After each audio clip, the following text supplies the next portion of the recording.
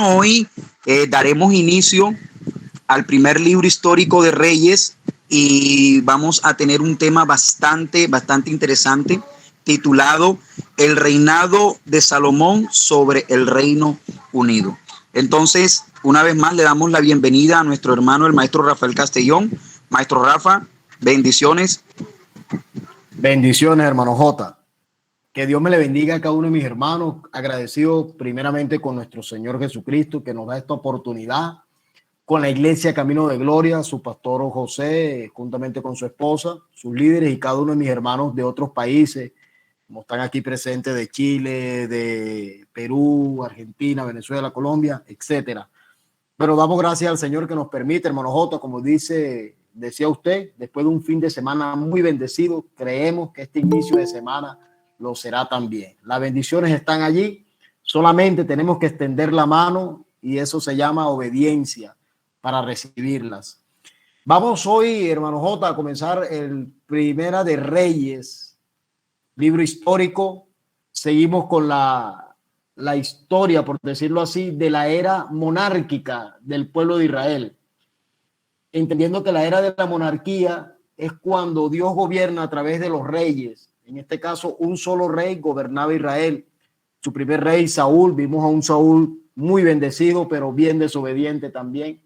Vimos un David muy hermoso, con muchos dones, talentos, con un llamado precioso, pero que después declinó al final de su reinado. Sin embargo, guardó su integridad a Dios, sabía quién era Dios, conocía a Dios.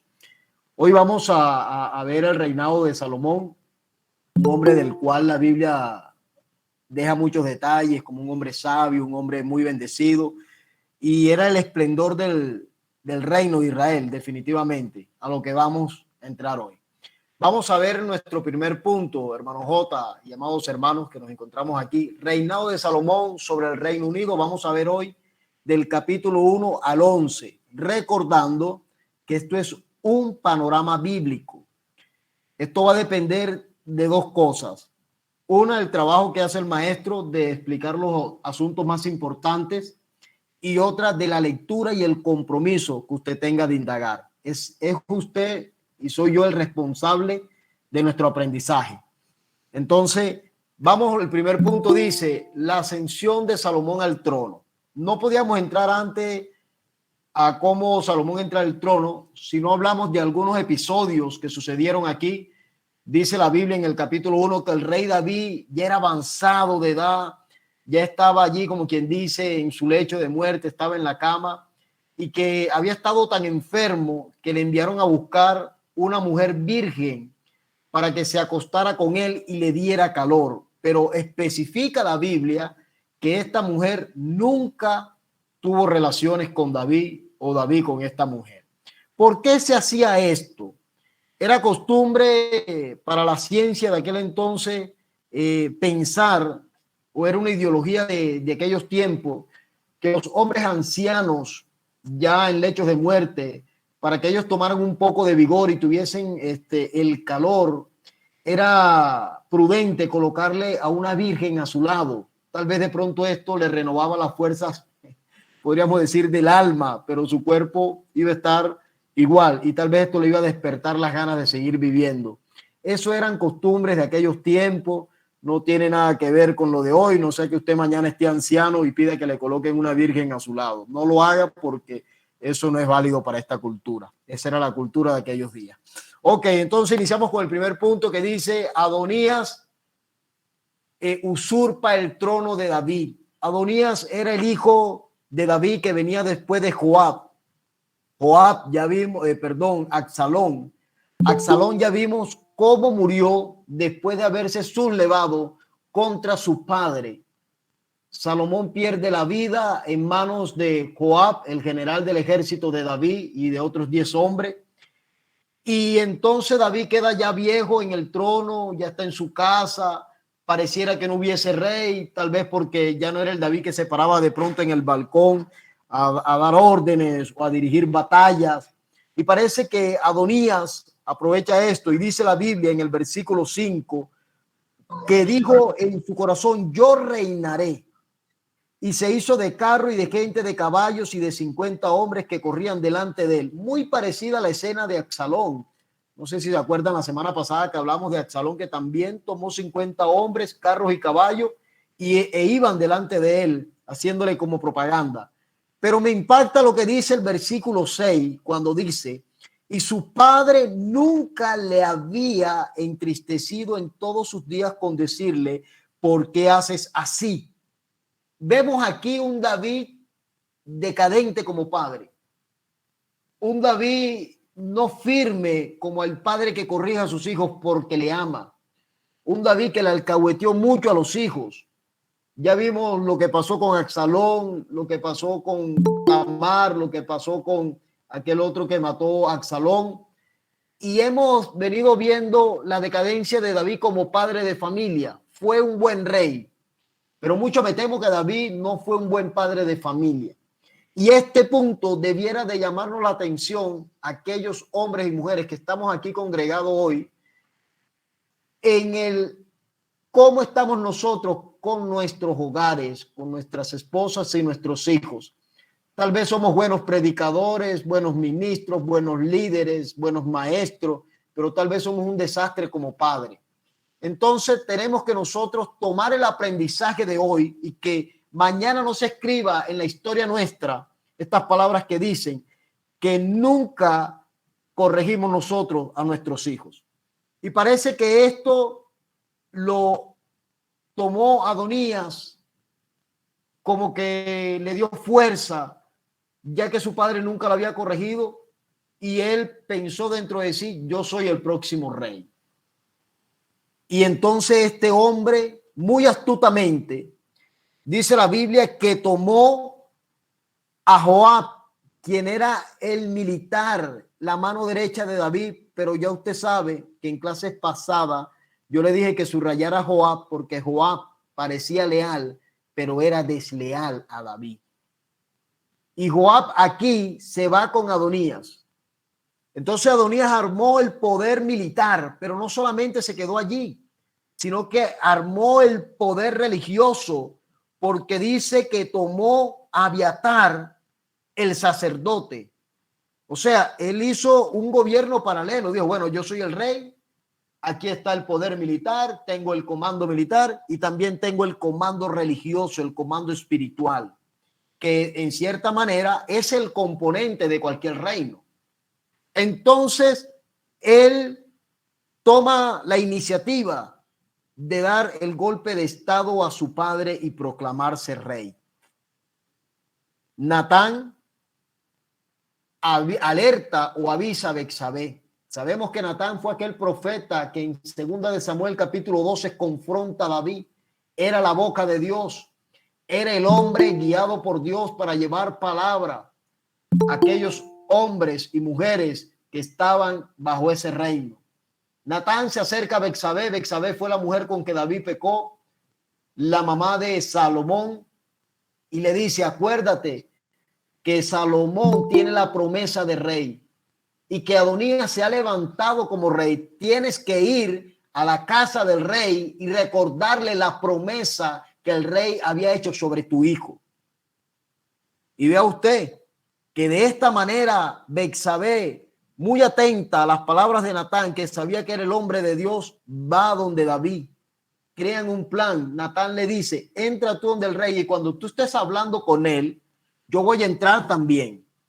Y así lo hizo Betsabé. Entró a la casa de David, pide la cita con David y le recuerda a David y le dice: mira, Adonías, tu hijo, se ha posesionado del trono, pero tú me juraste a mí que Salomón, mi hijo, te iba a suceder en el trono. Y en eso entró Natán y Natán le da las nuevas a David de lo que estaba sucediendo. Y entonces David dice: no, señor, el rey es Salomón. Y da indicaciones David de cómo iban a hacer para que Salomón tomara el trono. Capítulo 1, versículo 28. Entonces el rey David respondió y dijo: llamad a Betsabé. Y ella entró en la presencia del rey y se puso delante del rey. Y el rey le juró diciendo: vive Jehová, que ha redimido mi alma de toda angustia. que como yo te he jurado por Jehová Dios de Israel, diciendo, tu hijo Salomón reinará después de mí, él se sentará en mi trono en lugar mío, que así lo haré hoy. Entonces Betsabé se inclinó ante el rey con su rostro a tierra. Pequeño recuento. David mandó a llamar al poder espiritual, al sacerdocio, al sacerdote Sadoc. Mandó a llamar al profeta Natán, la voz de Dios. Y también mandó a llamar a Benaía, que era uno de los valientes de David, un hombre leal militarmente. O sea, David conformó el poder religioso y el poder militar, algo que había hecho Adonías también. David lo hace de esta manera y así proclaman a Salomón como rey de Israel. Se cumple la promesa que David había hecho y que Dios le había dado a David, porque más que David lo había hecho era que Dios le había dado a David que no le iba a faltar en su trono hombre heredero de parte de él, a la manera de Dios y no de la manera que quería en este caso Adonías. Adonías, dice el siguiente punto, pide misericordia a Salomón, porque cuando él se ve descubierto, que Joab le avisa, dice la palabra de Dios en el versículo 40, después subió todo el pueblo en pos de él y cantaba la gente con flauta, hacía grandes alegrías que parecía que la tierra se hundía con el clamor de ellos. Y lo oyó Adonías y todos los convidados que con él estaban cuando ya había acabado de comer. Y oyendo Joab el sonido de trompeta, dijo, ¿por qué se alborota la ciudad con estruendo?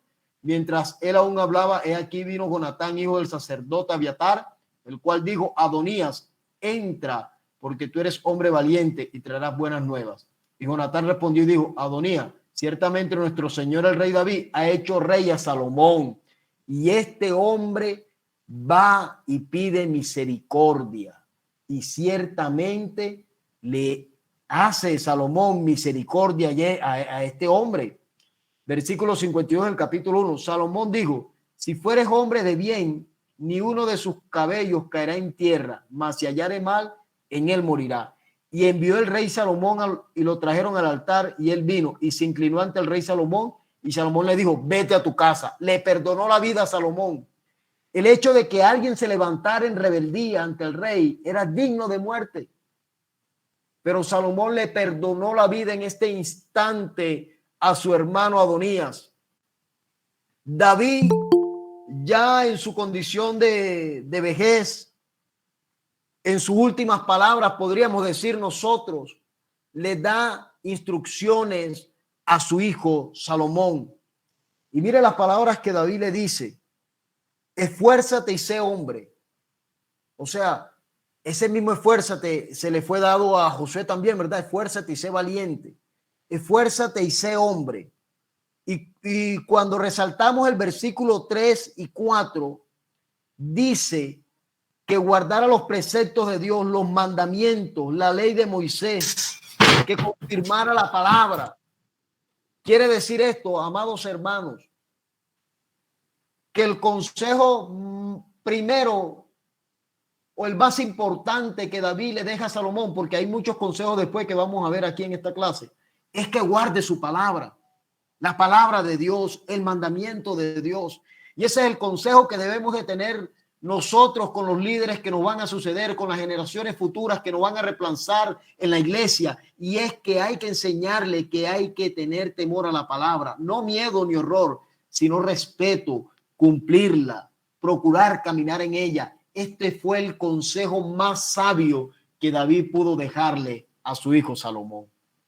Después David le da instrucciones precisas acerca de Joab, versículos 5 y 6.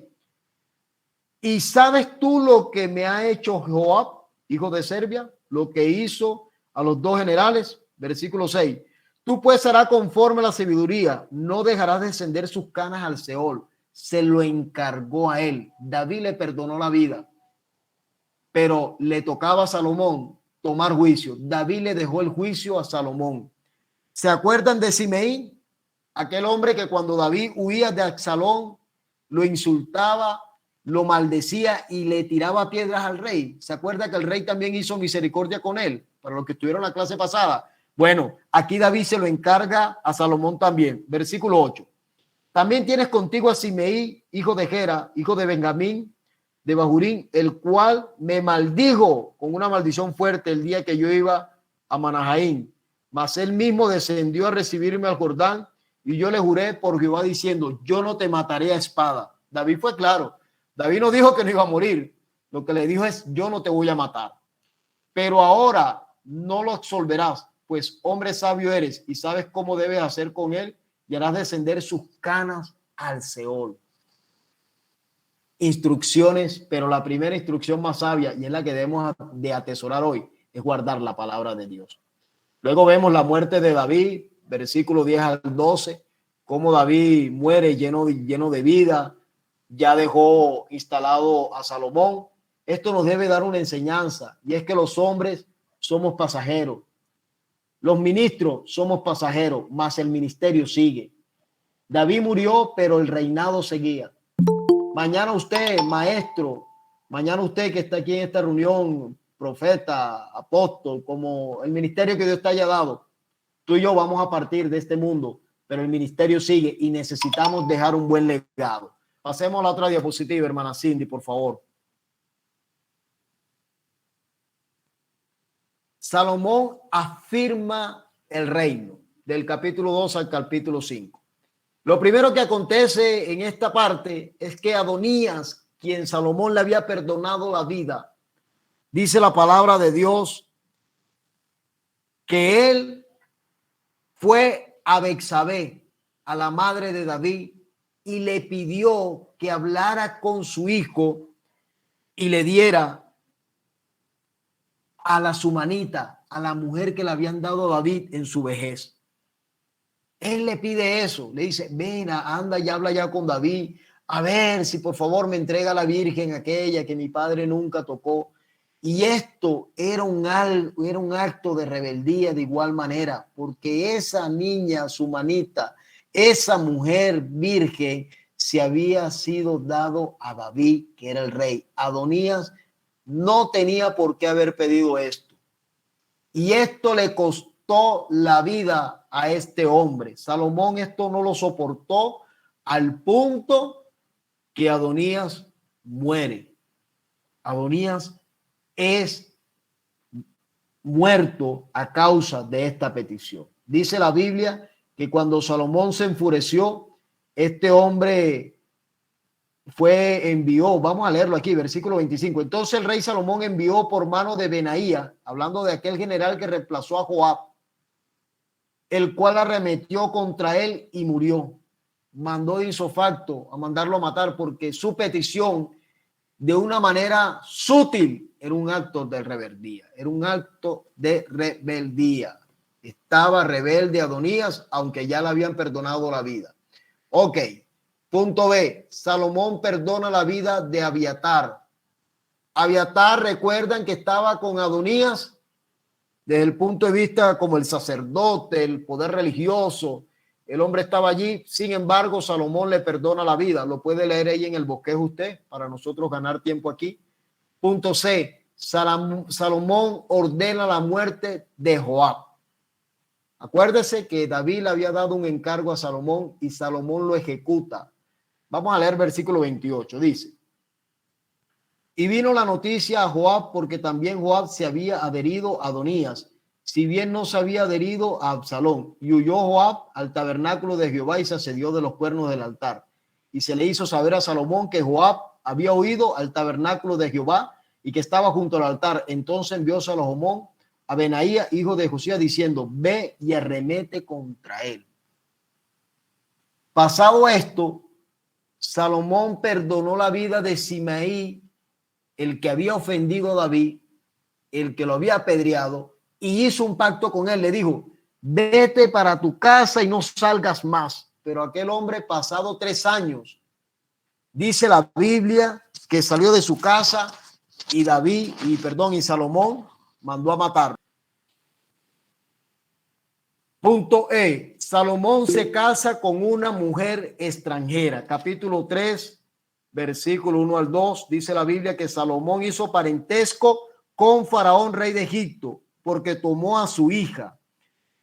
En los tiempos antiguos, esto era común, que los reyes hicieran alianzas políticas y económicas. Y una de las garantías de esas alianzas, o uno de los sellos de esas alianzas, era contraer matrimonio. Y eso era precisamente lo que estaba haciendo Salomón. Contrajo matrimonio con la hija de Faraón para establecer alianzas políticas, militares, económicas, qué sé yo. Eso lo vamos a ver más adelante. Pero aquí puedo decir yo, amados hermanos, que comienza la desgracia de Salomón. Aquí en este punto. Punto F. Salomón pide sabiduría. Dice la Biblia que Salomón entra en un sueño profundo y Dios se le aparece. Vamos a leer versículo 4. E iba el rey a Gabaón porque aquel era lugar alto, principal, y sacrificaba allí 1000 holocaustos, sacrificaba a Salomón sobre aquel altar. Y se le apareció Jehová a Salomón en Gabaón una noche en sueño y dijo Dios, pide lo que quieras que yo te dé. Y Salomón comienza a expresar, qué hermoso, esa sencillez de Salomón cuando dice, soy muy joven y estoy sobre tu pueblo, no sé cómo entrar ni cómo salir. Muchas veces nosotros anhelamos un pastorado, muchas veces anhelamos un lugar y créeme que cuando Dios nos lo da, lo primero que decimos, Señor, ahora no sé cómo entrar ni cómo salir. Y estas son palabras de un hombre humilde, en este caso como Salomón, un hombre sencillo. Y mire que más adelante este hombre dice, lo único que te pido, Dios, es sabiduría para llevar a este pueblo. Qué petición tan hermosa la que hace este hombre. Lo único que te pido es sabiduría. No pidió riqueza, no pidió mayor cosa, sino que lo que pidió fue sabiduría. Debiéramos de nosotros tomar ejemplo de Salomón, porque a veces pedimos ministerio, pedimos finanzas, pedimos pareja, pedimos tantas cosas, pero lo que menos pedimos es sabiduría. Y la sabiduría es el acto de cómo voy a aplicar yo lo que Dios establece. Eso es la sabiduría. ¿Cómo voy a aplicar yo? ¿Cuál es la manera para hacer yo lo que Dios me demanda que haga? Y Salomón pidió esto y la respuesta de Dios fue muy, muy hermosa. Dios le dijo, vas a tener sabiduría y además de eso te voy a dar lo que no has pedido. Te voy a dar bendiciones, por decirlo así, en finanzas. Yo lo bendigo en gran manera. Y dice la Biblia que él fue el hombre más sabio sobre la tierra, lógicamente. Después tuvo nuestro Señor Jesucristo, pero hablando del hombre 100% humano, fue Salomón. Versículo 13 dice, aún también te he dado las cosas que no pediste, riqueza, gloria, de tal manera que entre los reyes ninguno haya como tú en todos tus días. Y si anduvieres en mis caminos, guardando mis estatutos y mis mandamientos, como anduvo David tu padre, yo alargaré tus días.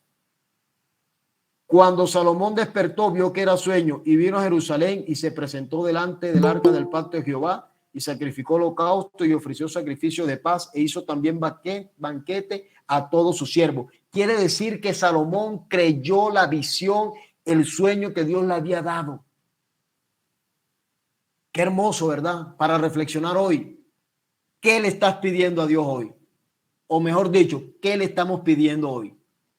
¿Estamos pidiendo otra cosa o sabiduría? Yo creo que lo que hay que pedir es sabiduría para aprender a conducirnos, sobre todo en estos tiempos difíciles que nos ha tocado vivir a la iglesia del siglo XXI.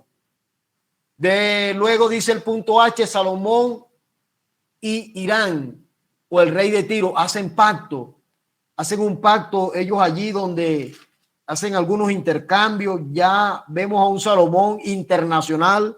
Primero hace alianza ya con los egipcios, casándose con la hija de Faraón. Luego hace pacto por acá con el rey de Tiro, llamado Irán.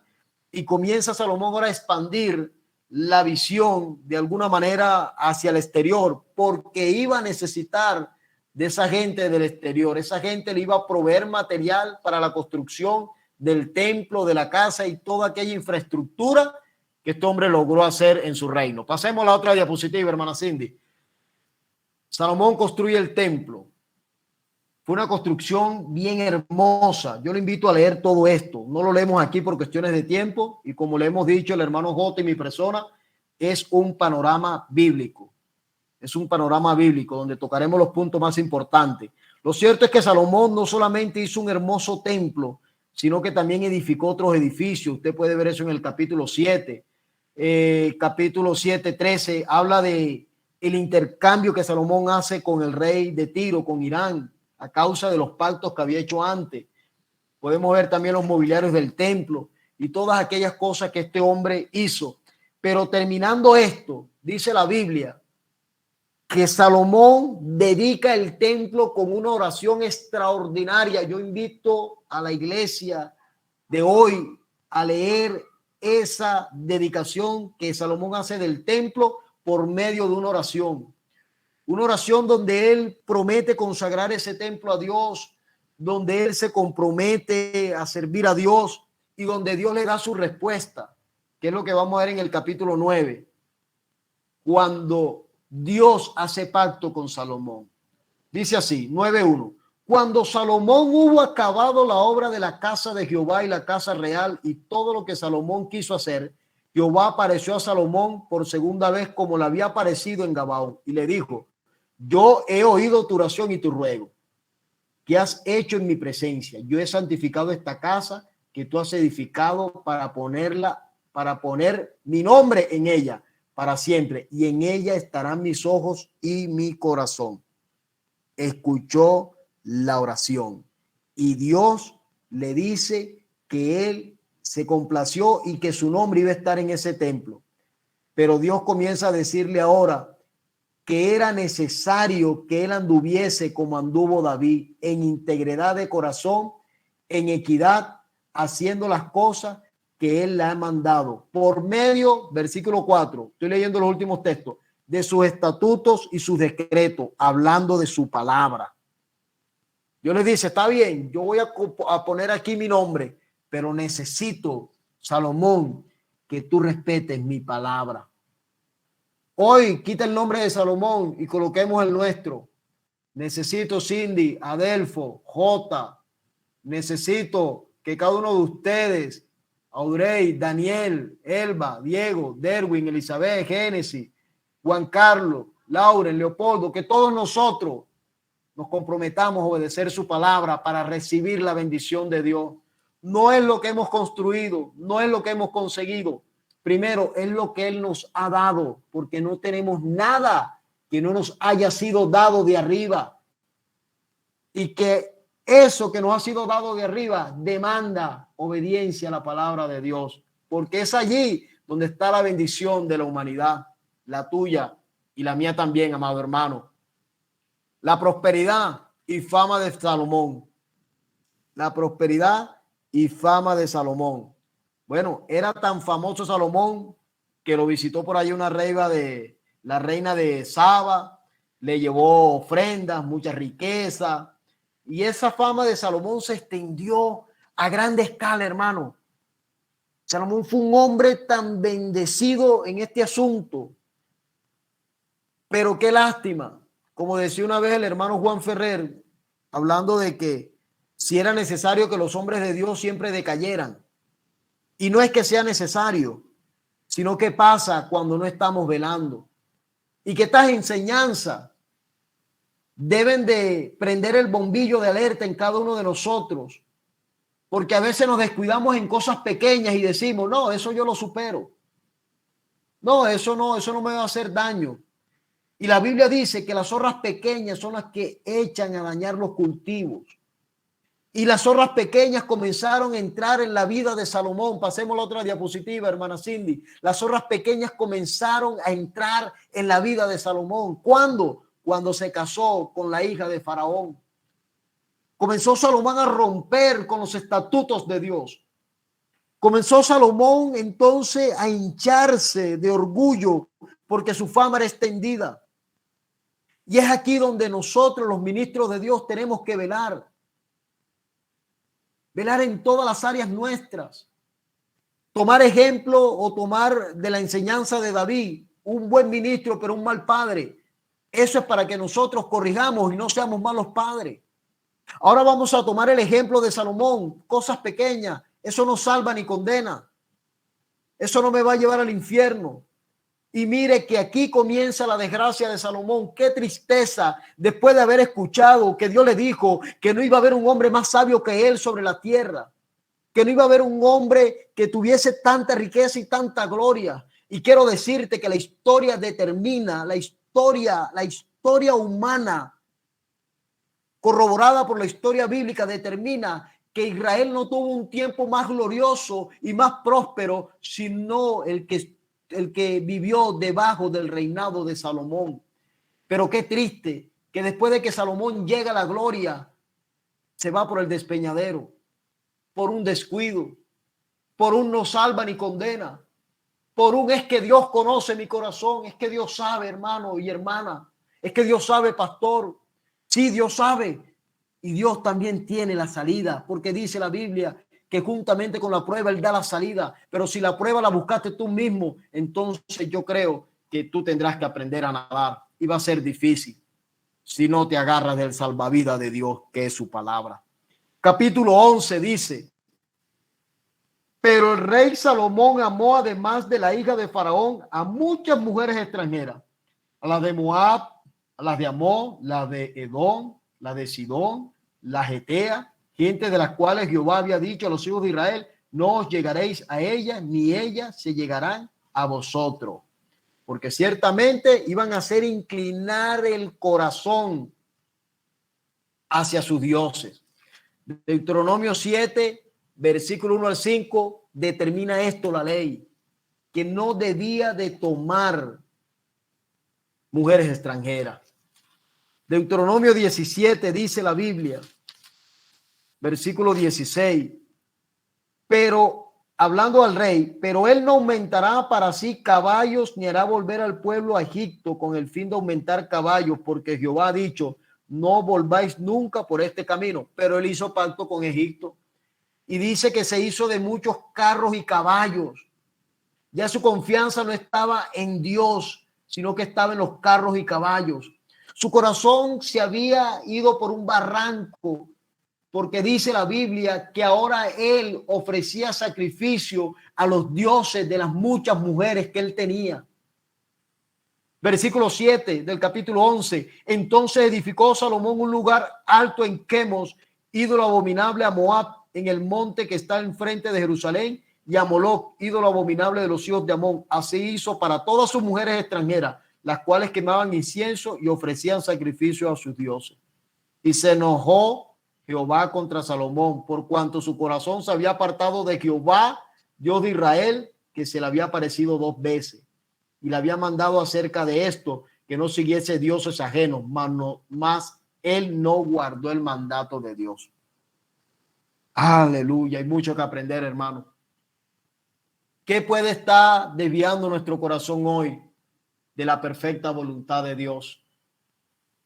¿Qué puede estar llevando nuestro corazón al barranco espiritual de nuestras vidas? La Biblia dice que estas cosas fueron escritas para nuestra enseñanza y amonestación. Y Salomón aquí, bueno, solamente una mujer, la de Faraón, pero como él vio que no le pasó nada, que no le cayó un rayo, que no lo aplastó un meteorito, que no se abrió la tierra y se lo tragó, que no le dio lepra, él dijo: no ha pasado nada, yo me voy a enamorar de las moabitas, de las de Amón, de las edomitas, de las de Sidón, y se fue por un barranco. Qué triste, ¿verdad? Un hombre lleno de gloria. Y esto hace que Dios levante los enemigos. Por eso es que cuando tú y yo somos desobedientes a la palabra, a los mandatos, a los preceptos, a los estatutos de Dios, entonces vienen las pruebas, entonces se cierran las puertas, entonces las cosas no salen como nosotros esperábamos o tenías planificado. Pero es que pasa que tú y yo nos hemos apartado de la perfecta voluntad de Dios, hemos salido de la cobertura de Dios, y entonces los enemigos se levanta la deuda, se levanta la escasez, se levanta el chisme, se levantan las contiendas, se te levanta la familia, se levanta el jefe, se te levanta el vecino, se te levanta el COVID, se te levanta todo. Y entonces comenzamos a reprender al diablo. Que el Señor reprenda al diablo, que esa es una malicia del diablo, que el diablo me está atacando. El diablo nada, somos nosotros mismos, hermano.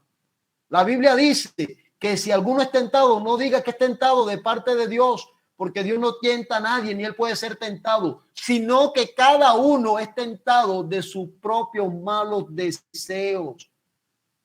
De sus propios malos deseos. Es que cada uno de nosotros es tentado. No es el diablo, somos nosotros mismos los que abrimos la puerta a las cosas que no convienen, y por eso se levantan los enemigos. Pero qué bueno que Dios no para su ministerio, su obra por hombre. Esto tenía que seguir, y dice la Biblia por allá de tantos enemigos que Dios levantó, porque levantó muchos enemigos yo lo invito a leer del capítulo 11, versículo 15 hasta el 23. Por allí levanta como 2, 3 enemigos más. Dios le levanta a Salomón, comienza a hacerle la vida a cuadrito, comienza a tener guerra el pueblo, un pueblo que ya no tenía guerra, ahora comienza a tener confrontaciones. Pero en específico, Dios levantó un hombre llamado Jeroboam, un hombre fuerte, un hombre trabajador. Y a este hombre Dios le mandó un profeta llamado Ahías. Y aquel profeta quebranta o rompe el manto, su manto en 12 piezas, y le entregó 10 a él y dejó 2. Y le dijo: desde ahora vas a gobernar 10 tribus de Israel. Dios te da ese privilegio hoy, porque el reino iba a ser dividido. A partir de la siguiente clase vamos a comenzar a ver lo que es el reino dividido. Hasta aquí es la monarquía, que duró 120 años, gobernando cada rey 40 años, Saúl 40, David 40 y Salomón 40. Y mire lo que Dios le dijo a Jeroboam, versículo 31. Y dijo a Jeroboam: toma para ti los 10 pedazos, porque así dijo Jehová, Dios de Israel: he aquí que yo rompo el reino de la mano de Salomón, y a ti te daré 10 tribus. Y él tendrá una tribu por amor a David mi siervo, y por amor a Jerusalén, ciudad que yo he elegido de todas las tribus de Israel, por cuanto me han dejado y han adorado a Astarot, diosa de los sidonios, a Quemós, dios de Moab, a Molot, dios de los hijos de Amón, y pare de contar. 34. Pero no quitaré nada del reino de sus manos, sino que lo retendré por rey todos los días de su vida, por amor a David mi siervo, el cual yo elegí, y en quien guardo mis mandamientos y mis estatutos. Qué desgracia para el reino de Israel, y qué triste final el de Salomón, definitivamente. Qué triste final el de Salomón. Debe esto de dejarnos de enseñanza a nosotros, que debemos de estar velando en lo más mínimo en nuestra vida. Quitémonos de la boca eso, que eso no salva ni condena. Usted sabe lo que salva y lo que condena. Eso está en la Biblia. Pero si no conocemos la Biblia, esa es una salida de escape. Velemos como padres, velemos como esposos, velemos como hermanos, como ovejas y como líderes. Porque las zorras pequeñas echan a perder la vida. Y vuelvo y digo, tal vez Salomón, cuando se casó con la hija de Faraón, dijo: no ha pasado nada, yo no siento la reprensión, yo me siento bien, todavía me siguen colocando, todavía sigo predicando, pero la desgracia venía en camino. Que Dios te bendiga, amada iglesia Camino de Gloria, amado hermano que están conectados de otros países. Espero que haya sido esta enseñanza de gran edificación. Así terminamos la era de la monarquía en el pueblo de Israel. A partir de ahora entraremos en lo que es el reino dividido. Dios le bendiga.